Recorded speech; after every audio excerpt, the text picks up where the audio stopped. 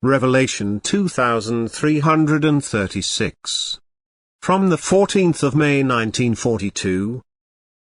Wrestling in the Hereafter. Re-Embodiment on Earth. And therefore it is of great importance how earthly life is used, for as soon as it is decided a completely different struggle for ascent to ascent begins, as it was granted to the being on earth. Earthly life continued to provide it with strength which it could use at will, whereas the being's life in the beyond is only blessed with strength when the being has reached a certain degree of maturity, but before that a completely powerless state is the soul's fate until they have reached this degree of maturity. And the latter is unspeakably difficult and would also be entirely impossible if God's grace would not still meet him in the form of rays of light which bring him moments of recognition in order to awaken the desire for light in the being.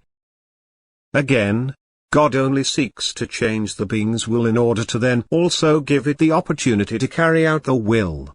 Only the conditions in the beyond are much more difficult to fulfill.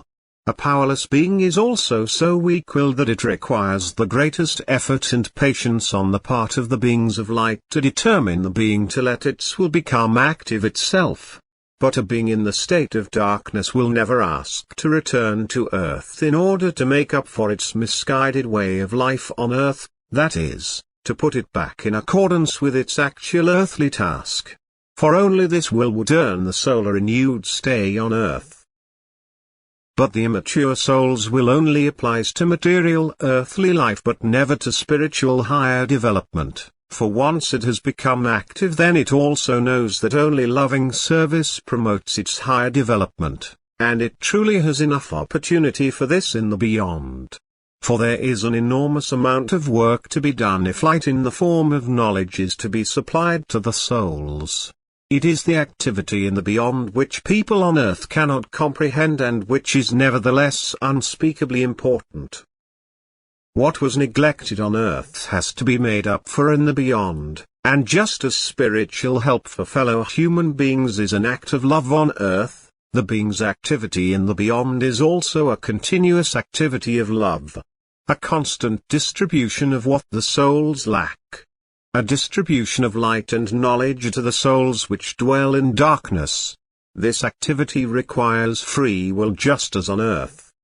The being must be willing to be of service, then it will progress in its development. Once it has overcome its lack of will it will work diligently on itself. It will certainly also remember the unused time on earth in deep remorse but now sees a sphere of activity before it which requires all its willingness to help. The soul now thinks more of the suffering souls around it than of its own state, and only then will it fulfill its task with devotion, and its own state will become increasingly more enlightened because it will now receive light and strength in order to pass it on. But once it has become a recipient of light and strength it will never ever want to return to earth unless a task is to be carried out on earth which necessitates the embodiment of a being of light on earth. It must always be taken into account that in the state of darkness the soul also lacks realization, since it neglected its spiritual development on earth. However, if it recognizes this, it will also see the possibilities in the beyond which will ensure its ascent. However, a repeated embodiment on earth would only be granted to the soul if it desired it in full awareness of its immature state and for the purpose of maturing the soul. Thus if free will urged it to live on earth again in order to attain a higher state of maturity. But this already presupposes a certain knowledge and thus also a certain degree of maturity, that is the ability to love, which then impels the soul to participate in the act of salvation in the beyond, because it realizes that every strength is also needed for this and then willingly places its love at the service of this act of salvation. Amen.